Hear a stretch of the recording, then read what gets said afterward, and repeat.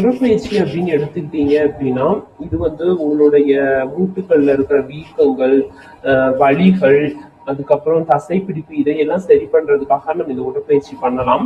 இந்த உடற்பயிற்சி அப்படின்னு எடுத்துட்டோம்னா முக்கியமான சில உடற்பயிற்சியெல்லாம் நம்ம இன்னைக்கு பார்க்கலாம். அதுல ஃபர்ஸ்ட் முழங்கால் உடற்பயிற்சியை நம்ம பார்க்கலாம். முழங்கால் உடற்பயிற்சி அப்படின்னு எடுத்துக்கிட்டோம் அப்படின்னா இந்த உடற்பயிற்சிகள் பண்றதுக்கு முன்னாடி நான் எப்படி இருக்கணும்னு ஒரு சில விதிமுறைகள் நான் சொல்லிடுறேன். நீங்க உட்கார்ந்துட்டோ படுத்துட்டோ பண்ணக்கூடிய உடற்பயிற்சிகள் இருக்கு. உட்கார்ந்துட்டு பண்ற மாதிரி இருந்தாலும் படுத்துட்டு பண்ற மாதிரி இருந்தாலும் நீங்க அந்த தரையில வந்து ஒரு மேட்டோ பாயோ ஏதாவது விரிச்சு அது மேல நீங்க இருந்து உடற்பயிற்சி பண்ற மாதிரி இருக்கணும். நீங்க பண்ணக்கூடிய அந்த தரை வந்து சரிசமமான நிலையில இருக்கிற மாதிரி நீங்க பார்த்துக்கணும். அதுக்கப்புறம் உடற்பயிற்சி பண்ணக்கூடிய காலகட்டத்துல வந்து நீங்க எந்த விதமான வெயிட்டா இருக்கிற பொருட்களை தூக்கக்கூடாது. அதுக்கப்புறம் ஒரே நிலையில அமர்ந்து உட்கார்ந்து இருக்க கூடாது. அடிக்கடி பொசிஷன் நம்ம மாத்திக்கிட்டே இருக்கணும். இது மாதிரி எல்லாம் பண்ணணும்.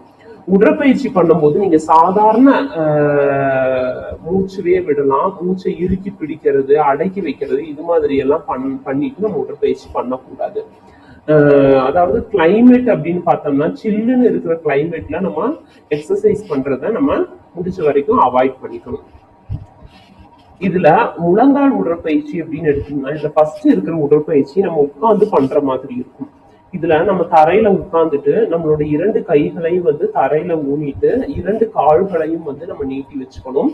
அதுல இந்த முட்டிங்காலுக்கு கீழே பார்த்தோம்னா ஒரு டவலை நம்ம சுருட்டி இந்த பிக்சர்ல இருக்க மாதிரி நம்ம இந்த டவலை சுருட்டி நம்ம வச்சுக்கணும். ஸோ இப்போ இந்த பொசிஷன்ல நம்ம என்ன பண்ண போறோம் அப்படின்னா உங்களுடைய 2 பாதங்கள், இந்த 2 பாதங்களையும் நீங்க வந்து இடுப்ப நோக்குனவாறு நீங்க இழுக்கணும்.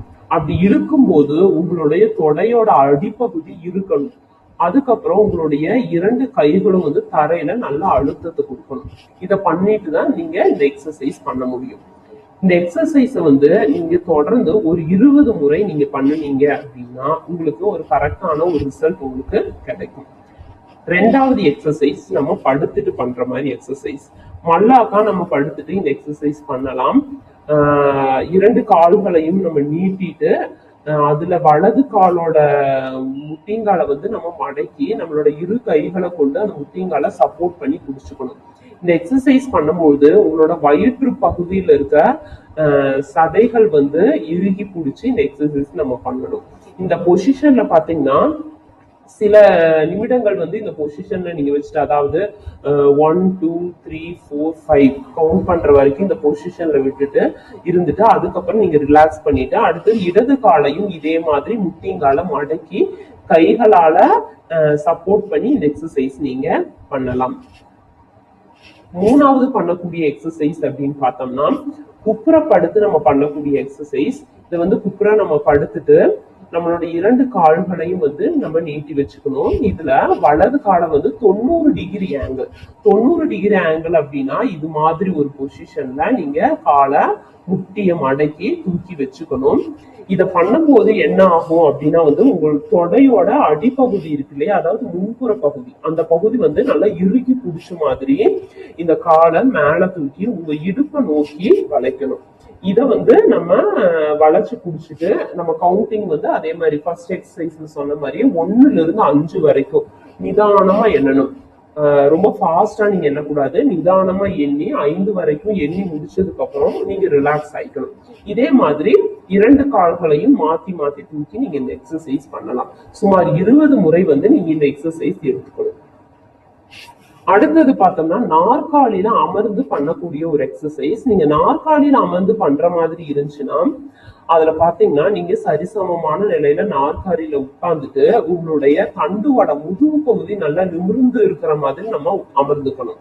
அதுக்கப்புறம் உங்களோட 2 கால்களும் எப்படி இருக்கும்னா கால்களோட பாதங்கள் வந்து தரையில படுற மாதிரி நம்ம அமர்ந்துக்கணும். அதுக்கப்புறம் ஒரு காலை மட்டும் தூக்குனவாறு மேல் நோக்கி ஒரு 6 அங்குலம் வந்து தூக்குன மாதிரி மேல் நோக்கி வச்சுட்டு அப்படியே மேல் நோக்கி தூக்கிட்டு 1ல இருந்து 5 வரைக்கும் கவுண்ட் பண்ணுங்க.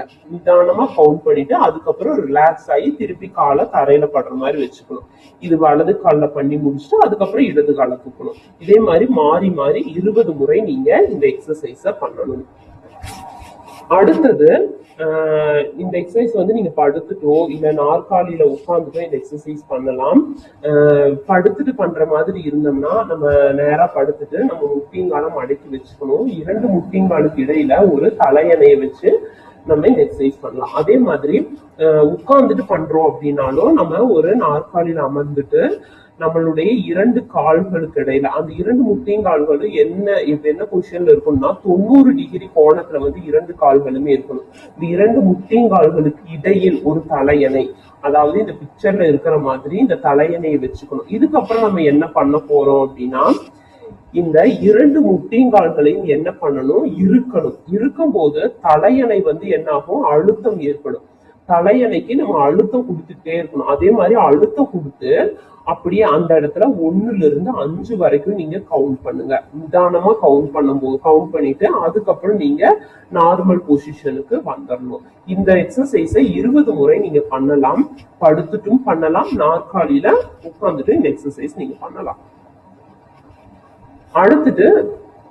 படுத்துட்டு பண்ற மாதிரி எக்ஸசைஸ், அதாவது மல்லாக்கா நீங்க படுத்துட்டு 2 காலையும் நம்ம நீட்டிக்கிறோம். அதுல ஒரு காலோட, அதாவது வலது காலோட முட்டிங்கால மடக்கி 2 கைகளும் வந்து தரையில படுற மாதிரி வச்சுக்கிறோம்.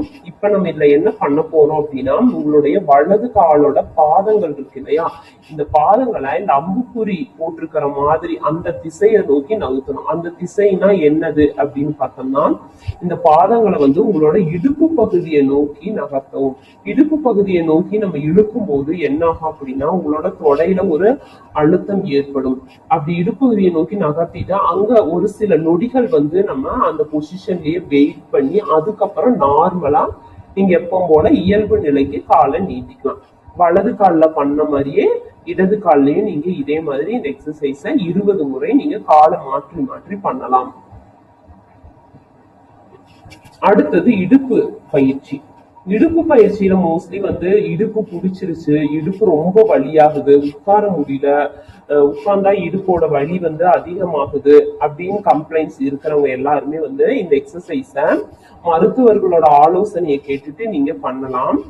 இதுல வந்து ஃபர்ஸ்ட் பண்ணக்கூடிய எக்ஸசைஸ் வந்து நம்ம படுத்துட்டு பண்ணக்கூடிய எக்ஸசைஸ். அதாவது மல்லாக்கா நம்ம படுத்துக்கணும், 2 கால்களையும் நீட்டி, அதுக்கப்புறம் 2 கால்களோட முட்டியையும் மடக்கி நம்ம வச்சுக்கணும்.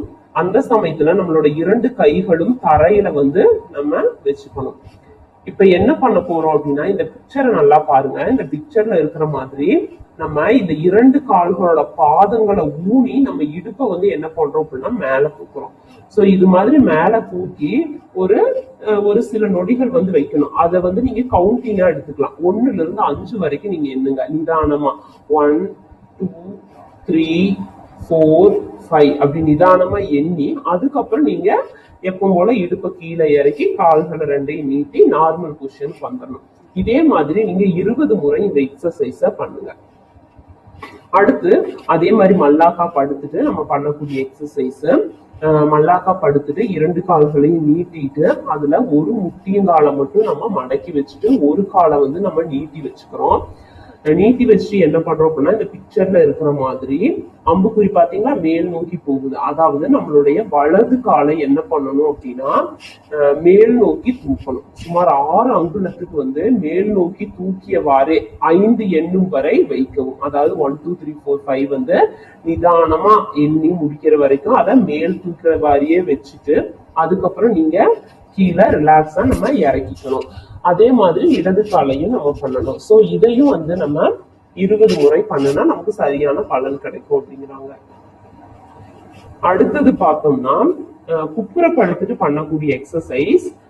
இதுல நம்ம என்ன பண்ண போறோம் அப்படின்னா மல்லாக்கா படுத்துட்டு என்ன பண்ணமோ இதுக்கு முன்னாடி இருக்கிற எக்ஸசைஸ்ல அதே தான் நம்ம குப்புறப்படுத்திட்டு பண்ண போறோம்.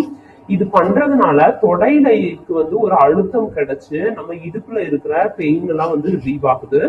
இந்த எக்ஸசைஸ் குப்புறம் நம்ம படுத்துட்டு 2 கால்களையும் நீட்டிட்டு ஒரு காலை மட்டும் மேல தூக்குனவாறு வச்சுக்கணும். மேல தூக்குன நிலையிலேயே 5 வரைக்கும் நீங்க எண்ணணும்.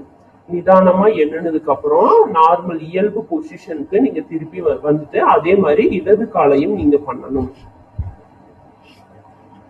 அடுத்தது இதுவும் படுத்துட்டு பண்றதுதான்.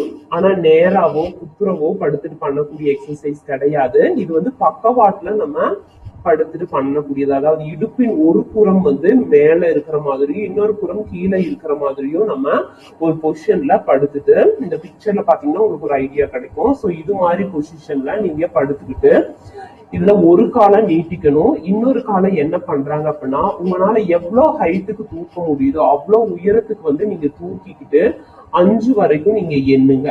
எண்ணி முடிச்சதுக்கு அப்புறம் அந்த காலை வந்து நார்மலா இயல்பா இருக்கிற நிலைக்கு கொண்டு வந்துங்க. அதே மாதிரி அந்த சைடு திரும்பி படுத்துட்டு ரைட் சைடும் லெஃப்ட் சைடும் திரும்பி திரும்பி படுத்து இந்த எக்ஸசைஸை நீங்க பண்ணலாம். அடுத்தது குப்புறப்படுத்து பண்ணக்கூடிய எக்ஸசைஸ்.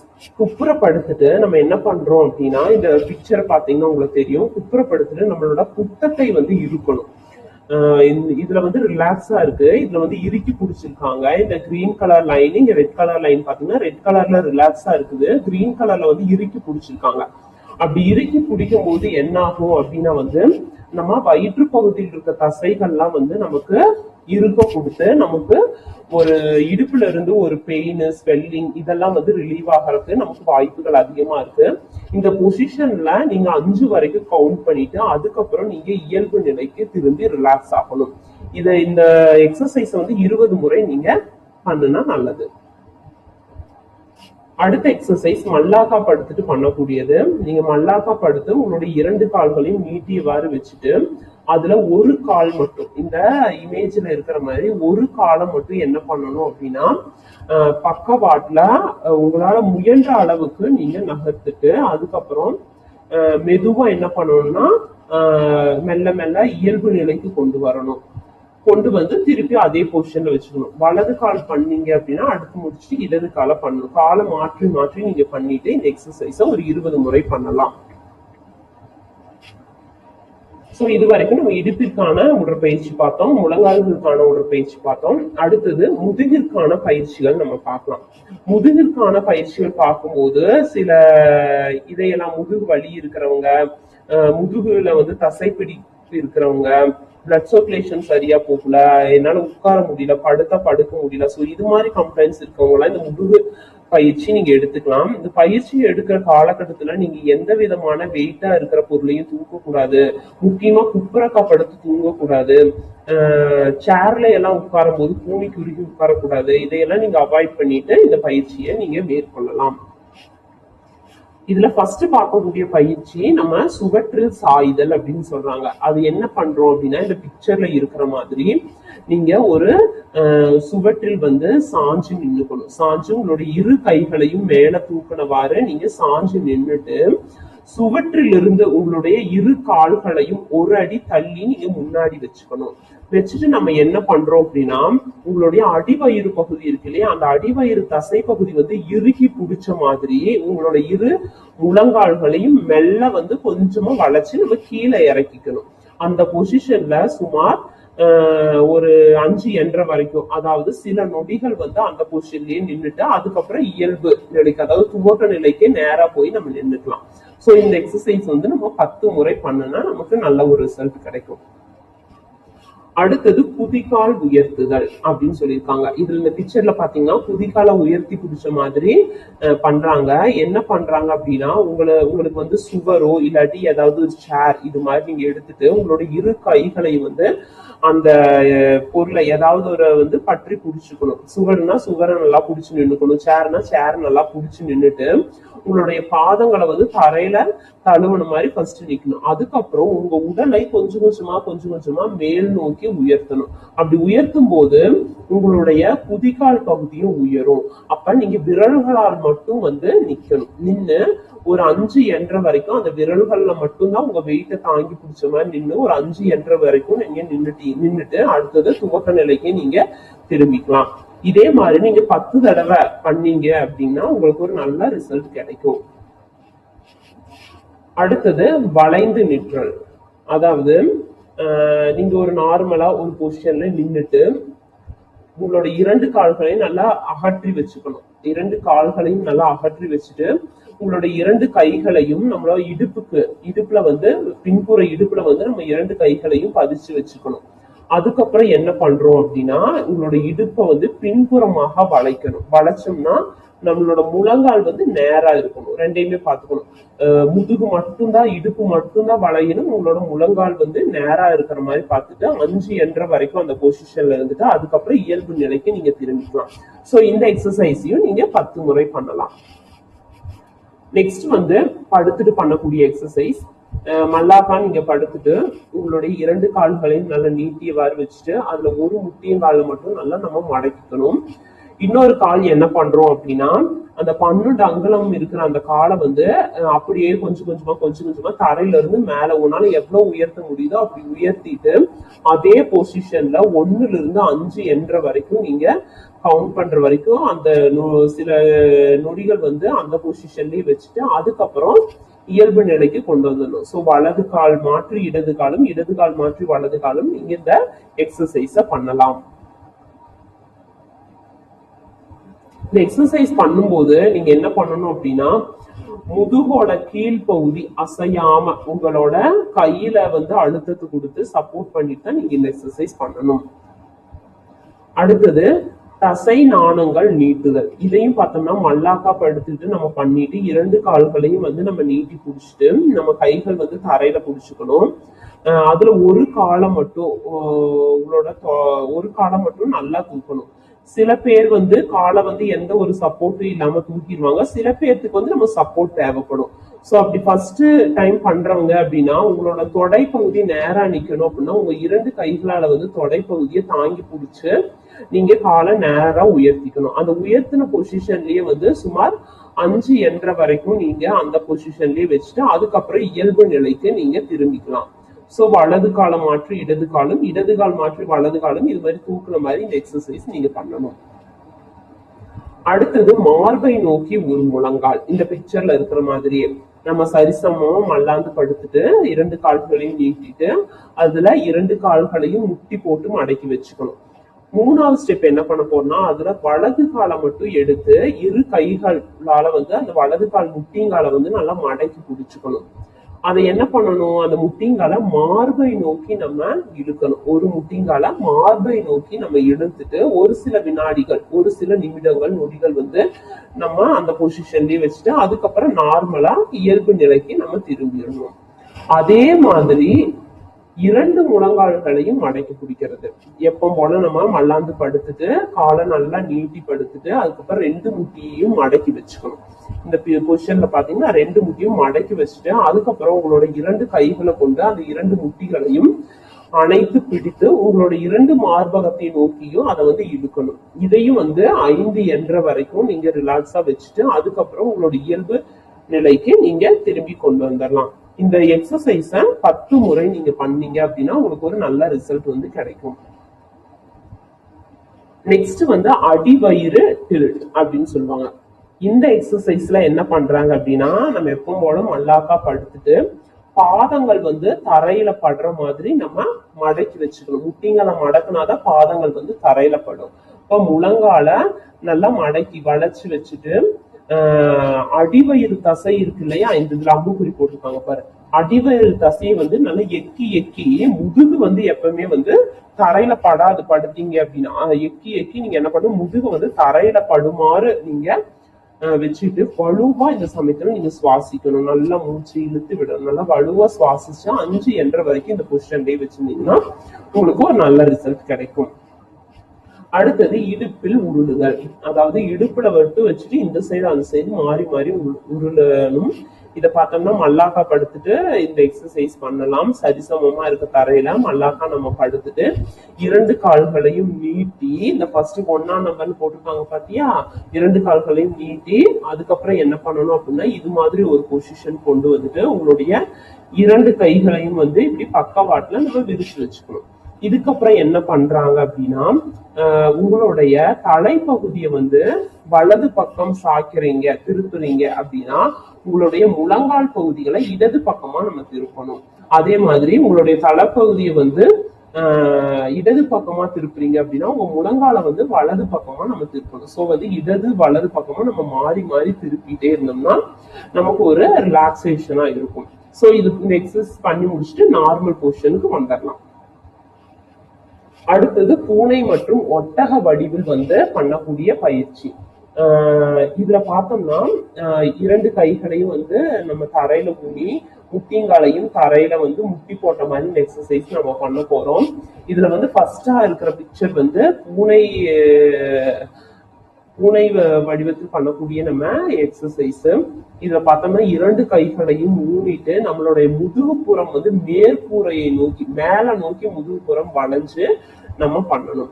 இந்த ஒட்டகம் அப்படிங்கிற எக்ஸசைஸ் வந்து பார்த்தோம்னா முதுகு பகுதி வந்து கீழே முதுகு பகுதி வந்து வளைஞ்ச மாதிரி இருக்கணும். வயிற்று பகுதி வந்து எப்படி இருக்கும்னா கீழ் நோக்கி இருக்கிற மாதிரி நம்ம இந்த எக்ஸசைஸ் பண்ணணும்.